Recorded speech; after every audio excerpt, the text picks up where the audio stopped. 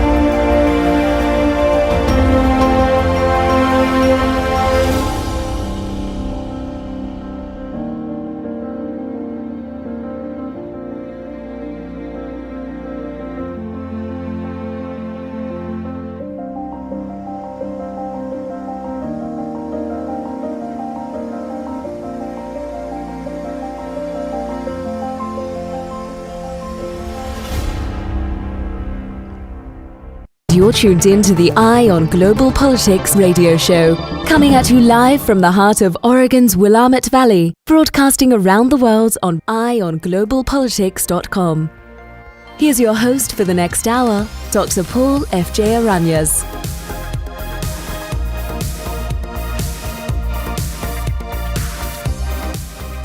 And welcome to Eye on Global Politics Radio. It is Monday, September 25th, 2023. And wow, it looks like the Canadian Parliament is all up. Standing ovation for a Waffen-SS Nazi. My goodness. I gotta say, I didn't expect that. I did not expect that. We have here in the chamber today Ukrainian Canadian world veteran from the Second World War who fought the Ukrainian independence against the Russians and continues to support the troops today, even at his age of 98.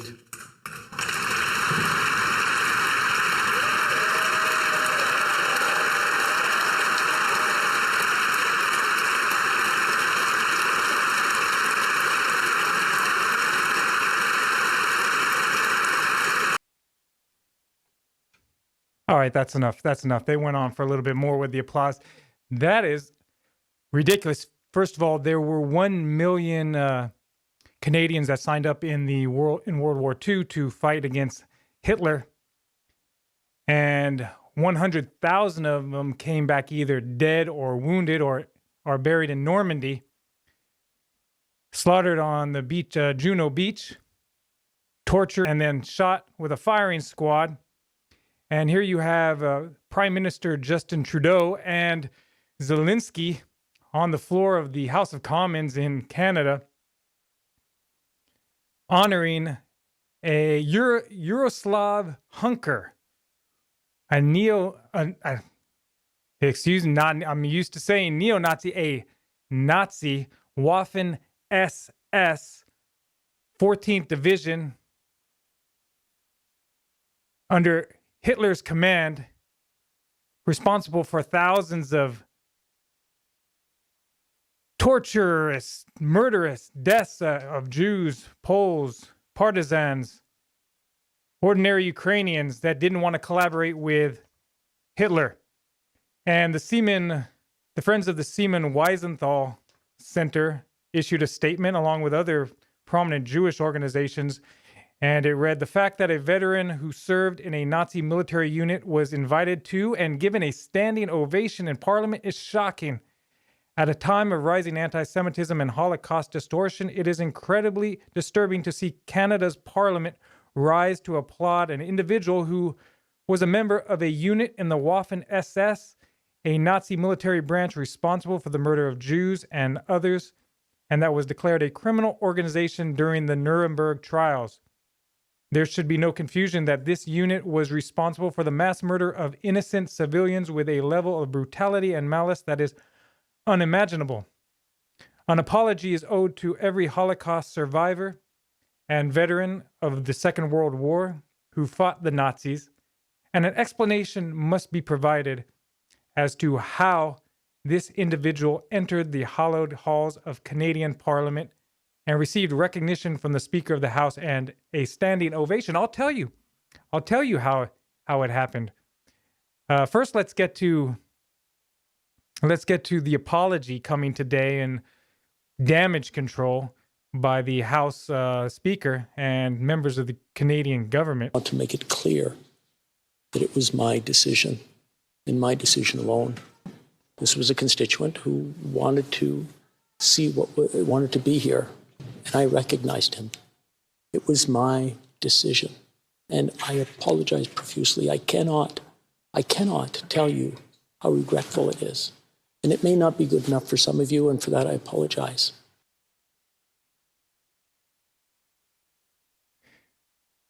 Yeah, there's some confusing elements to this story. He's taking responsibility, trying to take the blame. But did you hear how he introduced this man, 98-year-old from the Waffen-SS Galician Unit, 14th Waffen-SS, He introduced him as somebody who fought the Russians during World War II. Now, let's repeat that. I know you, my audience, are so smart, and we don't need to repeat it, but just for sake, let's repeat it once more time. A soldier who fought the Russians during World War II. I thought everybody learned in school that the Russians were on the side of the Americans, the Canadians, the British, fighting Hitler during World War II. And yet every single member of the Canadian House of Commons, along with Justin Trudeau and, of course, Zelensky raising his fist to the guy in the air, celebrating the Waffen-SS alum, every single person stood and rose and clapped like seals. None of them, you would think that 1 or 2 or 5 or 10 of them would register and say, would just keep their hands together, wouldn't clap or wouldn't get up and say, wait a second, this guy fought the Russians during World War II? When I first saw this story break, I said to myself, well, we know the history of Nazism in Ukraine, and we've talked a lot about how the Nazis, neo-Nazis in Ukraine are being supported, Azov Battalion, etc. But this just rises to a level of stupidity. It just shows groupthink. They're honoring their Ukrainian, however you want to put it, guy who they have put up on a pedestal and fork over loads of cash time and time again, weapons and more weapons. And they just stood up without thinking. I think a lot of them just stood up without thinking because it's Ukraine, and there's no critical thinking outside of that. The media, the educational system, the university system, they've all pushed any critical thinking, any thinking outside of the box, they pushed it where now it's just a reflex response. That's one thing. The second aspect is the Russophobia that's driving this policy. All they heard was fought the Russians. That's all they heard was fought the Russians. And that was enough to reflexively just pop up and give the guy a standing ovation. I mean, these are members of parliament. I assume they're lawyers, professionals, probably some doctors in there, probably educators, professors, I don't know. But some accomplished people enough for the Canadian public to vote them into federal office. And yet they don't have the critical thinking capacity to sit for a few seconds. Just, it only takes a few seconds to register. Hey, this guy fought against the Russians during World War II. What is going on? They don't want to be the one person that sits down because, oh my goodness, their instinct would be, wow, if someone calls them out, all they're thinking, oh, we got to support Ukraine, got to support Ukraine, got to support Ukraine. And they're going to lose their position. They're going to be voted out of office because there are a lot of Ukrainians that came to, there's a heavy influence in Canada of Ukrainian expats and people that came after World War II. And that's another subject. But it's the lack of critical thinking and it is the Russophobia that is driving that just reflexive, idiotic response in Canada. Now, you remember the United States armed Osama bin Laden to fight the Soviets. They gave asylum to Chechen terrorist leader in the early 2000s. They propped up Pinochet, and we know all about the history of the Cold War and fighting the Russians at all costs. No matter who they support, they've supported the worst of the worst, the Contras, you name it. And it seems like this just fits right in there. It's that reflexive response. They're so Russophobic that even a Waffen-SS neo-Nazi, excuse me, I keep on saying neo-Nazi, this guy was under Hitler's command, and they still stood up and applauded him. Wow, my goodness. Meanwhile, at home, we're having a lot of issues here with poverty.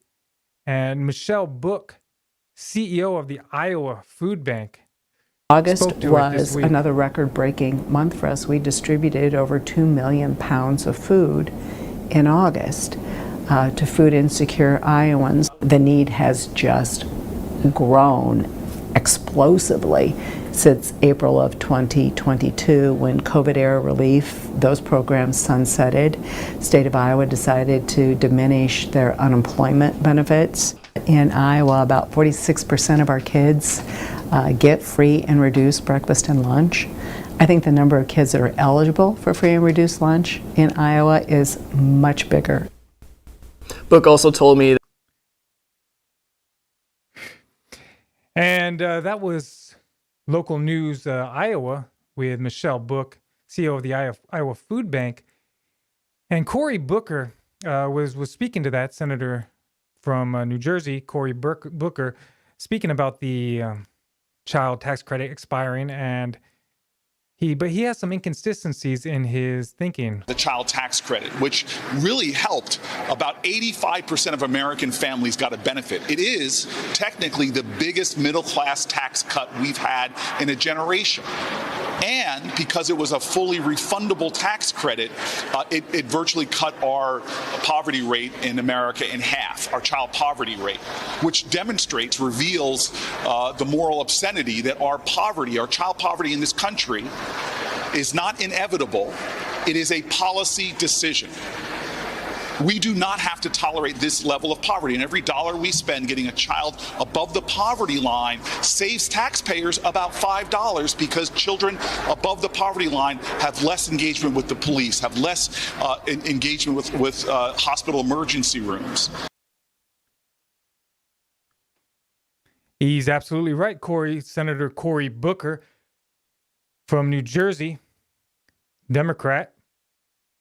Yet he says a very urgent case for the United States to stay engaged and continue with support for Ukraine. He wants funding for Ukraine. There's a disconnect here, sending billions and billions of dollars to Ukraine, and the funding for children, for hungry children, for education is lacking in this country.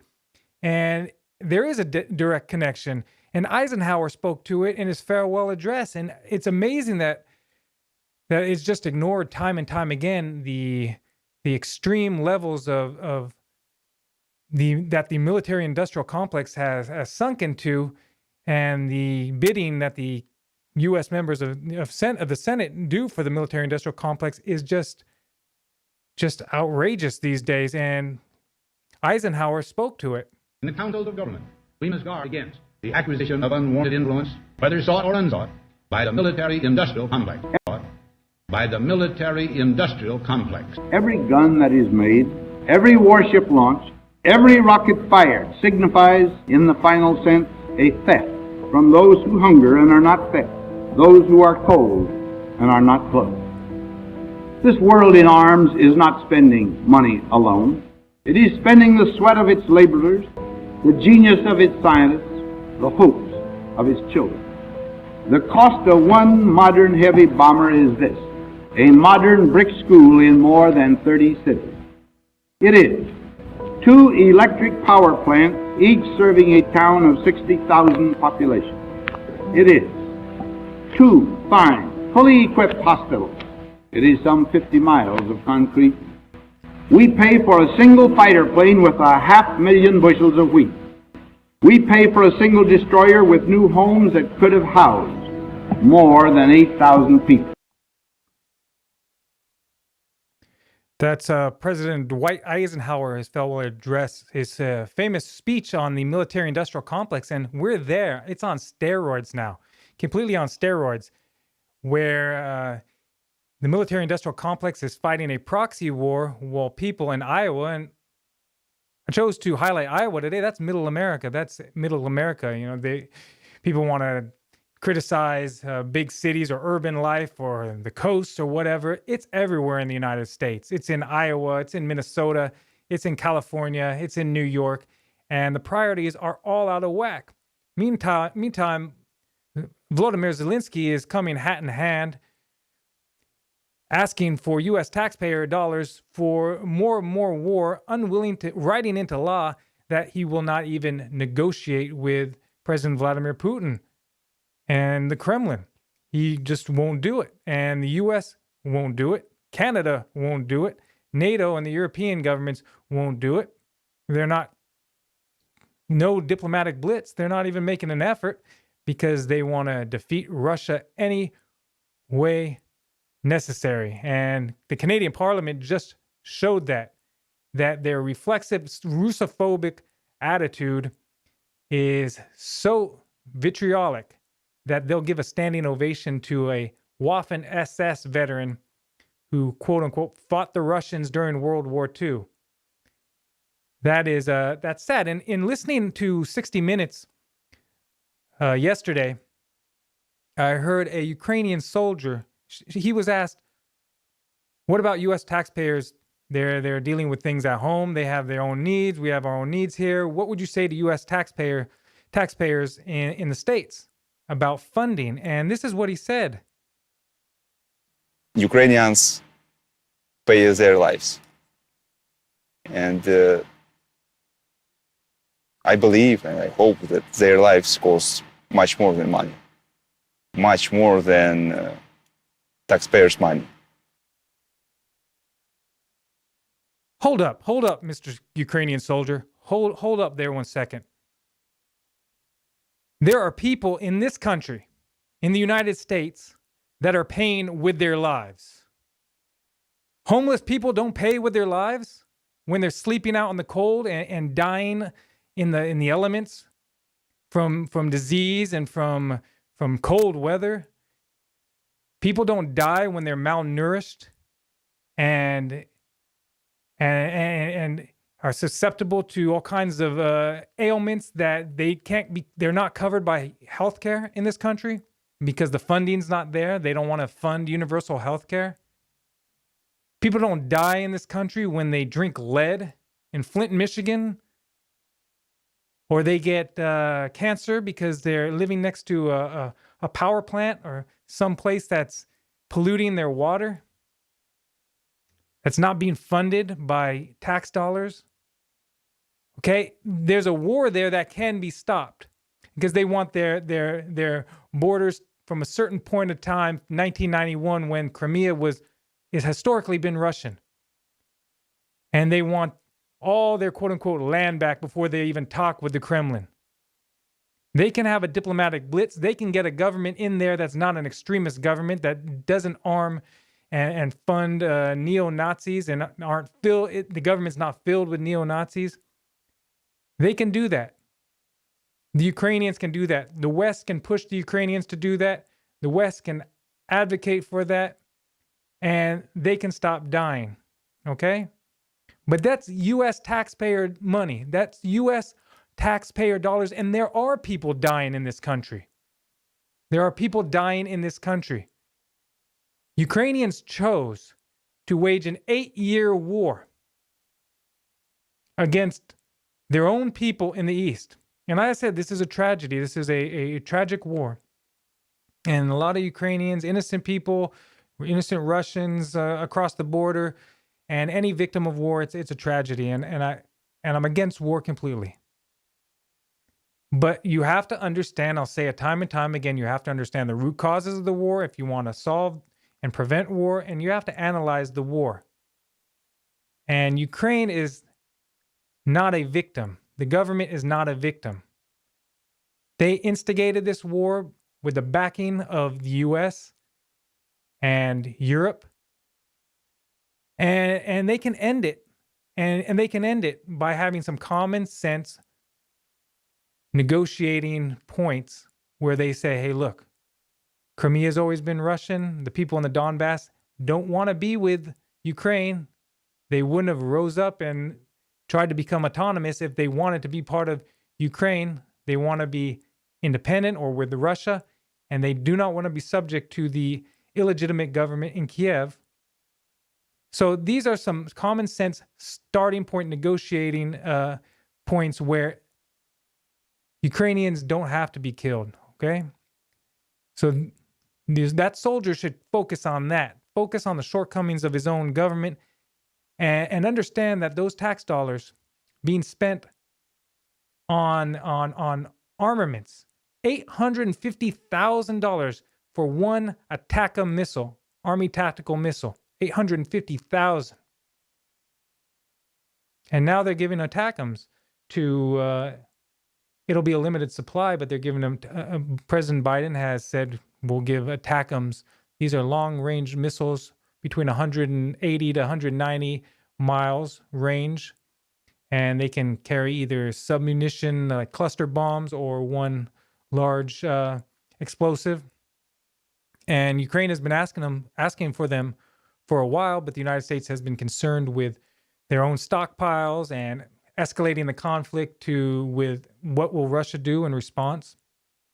But now it seems like the United States is going to give them a limited supply, maybe 80. They said $80 million worth. Possibly, we don't really know. But they're $1 million a pop, almost $850,000 a pop. And for Ukrainians to think that Americans aren't suffering or dying because their tax dollars are being diverted to carry on their proxy war because they couldn't get along with Russia, because they couldn't pass sensible language laws where they protected the minority status of their ethnic Russian citizens, well, they're just going to have to find a way to get to the peace table, and we're going to have to find a way to tell our people in Congress and tell our representatives that no more funding for this. No more funding for this. If you want to send money abroad, send it to the people in Libya with the flood victims. Send it to Morocco with the people and the earthquake victims. Send it to people dying of hunger in the developing world that are experiencing famine. Send it to Yemen. Send it to the Palestinian territories to rebuild their schools that are being bulldozed by Israeli bulldozers. But don't send it to a proxy war and that has a solution, and think that that's the best avenue for U.S. tax dollars to go and cause death and destruction instead of saving people. We need to build people up, not tear life down, and that's what U.S. and European tax dollars are going to in Ukraine, is to tear people down. Why? Because they want a certain outcome. They want to humiliate Russia. They want to hurt Russia. And again, we saw that in the Canadian Parliament. That's a standing ovation, a universal standing ovation for a Waffen-SS Ukrainian Nazi under the command of Hitler. And now they're scrambling in Canada to cover. They want the Speaker of the House to take all the blame. They want to excuse the ignorance and the idiotic mentality of many of the leaders in Canada that went along with this. I'm sorry, if you can't recognize that you were on the same side with Russia in World War II, do you even belong in Parliament? Then clear that entire Parliament and have a election or a re-election with people that actually know basic history 101, including the Prime Minister, Justin Trudeau, that was on the floor clapping, looking up at the Waffen-SS member. That day will go down in infamy in Canada. Sergei Lavrov was asked by an RT correspondent, Caleb Maupin, about is the U.S. at war directly with Russia? Is this like a direct hot war?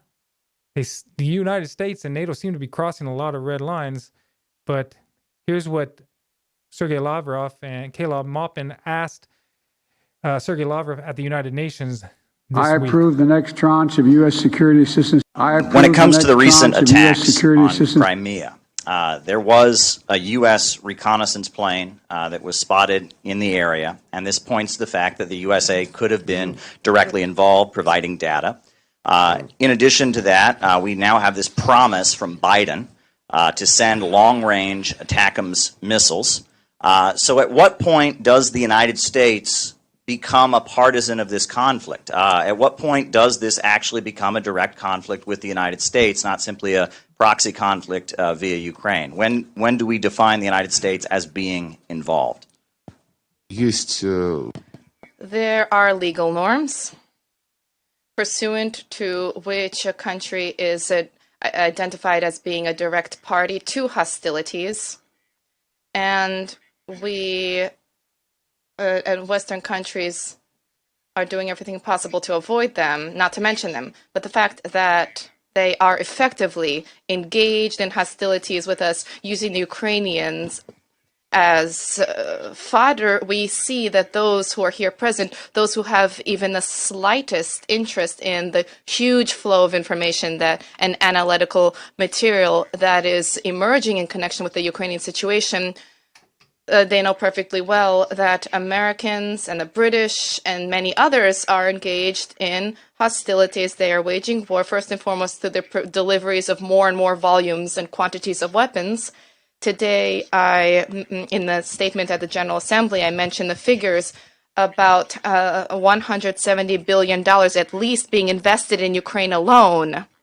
Against the backdrop, and statistics are also available to follow the promises, volumes, and timelines that the Western country provided to the Africans and other countries requiring assistance, first and foremost in terms of development and to address issues linked to climate change. One can compare this even slightly. There's no comparison. Consider the credits provided to developing countries with the IMF, the World Bank, and even the International Association for Development. Ukraine was provided with credits of approximately 700% of its quota. Nobody has ever done this. 700% of the quota. And Ukraine's debt is significant. And they have been allowed not to pay this until 2027.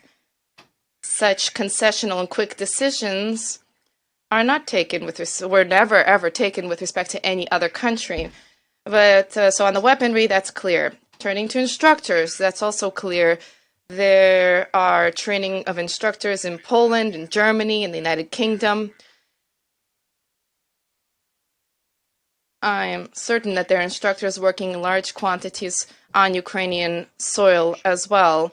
And of course, there are many mercenaries there, many of whom are official officers, but the mercenary status allows them to avoid a crossing of that legal threshold. But special information on satellites. We read about the statements about Elon Musk and his Starlink company's position, but military satellites are working throughout. Intelligence aircraft are also located and identified in the air, and U.S. reconnaissance planes, U.S. and British reconnaissance planes, are not only helping to identify objectives and targets, but they're showing where our air defenses are working so that next time they could help. So you can call this whatever you want to call this, but they are directly at war with us. We call this a hybrid war, but that doesn't change the reality. So that's the Foreign Minister of Russia, Sergei Lavrov, at the United Nations, saying that the United States is directly at war, but it's a hybrid war, and the West is doing everything they can to not cross the legal threshold. But there was reported by Russian media as well as Indian media, a German tank, Leopard German tank, was hit by Russian forces, and the Russian reconnaissance got to the tank, and the crew was killed. But there was one remaining that was wounded, who died after a while from his injuries. But he got out of the tank and said, "Don't shoot," in German. And after being questioned, he said that he was not a mercenary and a German member of the German army. So and that his entire crew was a part of that German army unit. And he gave his unit and location, and then he passed away. But that was reported by multiple sources. I didn't see it in the Western press, but having a German crew and a German tank fighting the Russians in Ukraine is mighty inflammatory, along with everything else. And the people in power in the West are really not acting in a prudent and smart way. They're acting irresponsibly when it comes to this conflict in Ukraine. And we'll see where it goes, but it's a dangerous time. It's a dangerous time, and let's get on those phones and call our representatives and at least do what we can, along with praying, to try to give our 2 cents, give them some sense in Congress and our representatives. Another thing that crossed my mind was, well, the reaction of Ukrainians. I couldn't avoid that. As you know, Sevastopol was hit with French and British supplied missiles, a headquarters of the Black Sea Fleet, and some officers allegedly were killed in Crimea. And I saw people celebrating, and pro-Ukrainians, Ukrainians online. And it reminded me of when they hit the bridge in Ukraine, in Crimea, in Russian Crimea. And they were making stamps. And they were celebrating and taking pictures behind pictures of the exploded bridge, and taking photos, like tourist photos, in Kiev. And they have Russian tanks that they destroyed out there on display in Kiev. And it just reminds me of people that these particular people aren't too bright. They cannot be too bright. And it reminded me of someone in a bar that runs across Mike Tyson and steps on his foot on purpose and takes a picture, points his finger in Mike Tyson's face, takes a picture and posts it on Instagram, and laughs what a great feat it was to step on the foot of Iron Mike Tyson. And it would occur to them, do they not think one step ahead especially because of their attitude and their mocking and jubilous joy and getting a strike against a headquarters or a bridge, that Mike Tyson is going to knock him out or bring a lot of pain? It reminds me of, like a resistance who is fighting a superior enemy, a superior army. And they say, oh, we're going to hit this depot. But you know what? If we hit this depot, then the other side's going to kill 100 civilians. Now, this is not a direct analogy, but they're going to weigh what we're doing versus the response. And whatever they do as far as hitting the bridge, the fact of celebrating publicly must be one of the most stupid things they can do. You remember what happened with the bridge in Crimea? After that, like 100 missiles rained down on Kiev, hitting all their energy infrastructure and taking out other sites. And then all the wails and cries of, oh, this is an injustice. But 2 days before, they were celebrating and making stamps of blowing up the bridge. It's one thing for their military to, engage in, they're at war.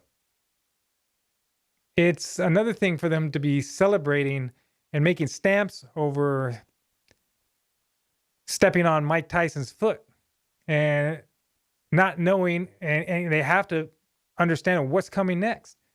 And that's the really stupid part. That's the really stupid part. And I've seen that time and time again. It's the, it can't be described any other way but pure stupidity and strategic stupidity. For those people that really support Ukraine, I would think they would think that's stupid too. I mean, here they are is striking a bridge of Putin's bridge that he took a lot of pride in, spent billions or however much it cost, and inaugurated it. And here they have going out of their way, they hit it, they damage it, and they start celebrating. And same thing with this headquarters in Crimea, and they start celebrating.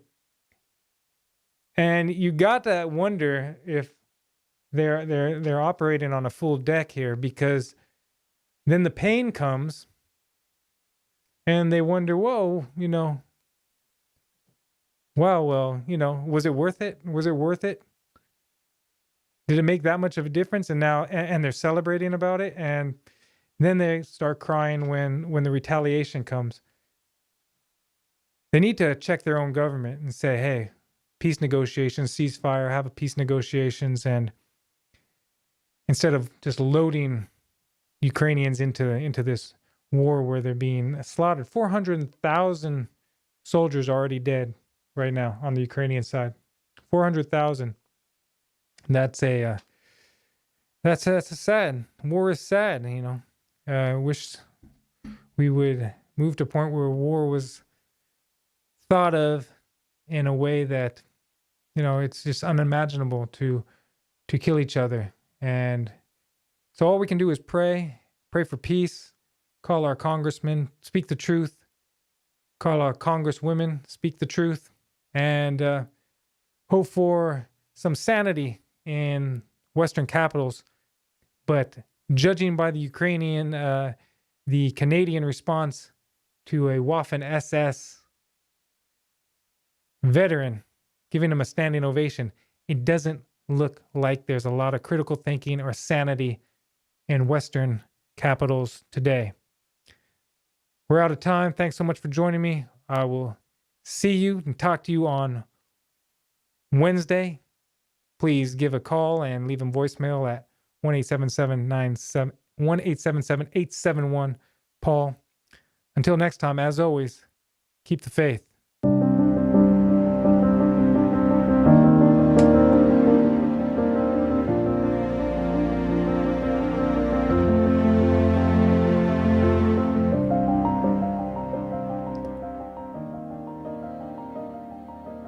You're tuned in to the Eye on Global Politics Radio, coming at you live from the heart of Oregon's Willamette Valley, broadcasting around the world on EyeOnGlobalPolitics.com.